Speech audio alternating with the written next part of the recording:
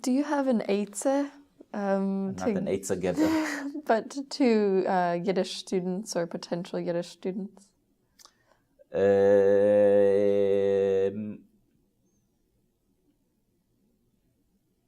Go study the language.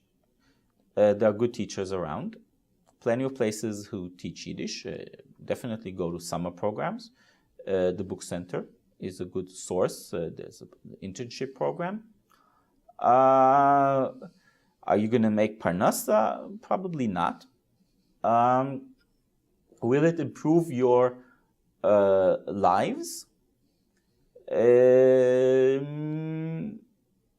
Maybe not your physical life, but definitely your spiritual life. And I think that it opens up definitely new possibilities to think about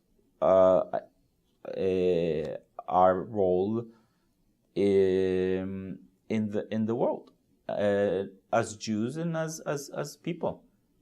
I think Yiddish is a very is a very powerful tool invented by Jews.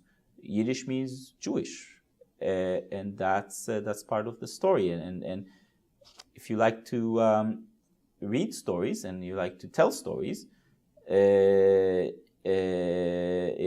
is a good story.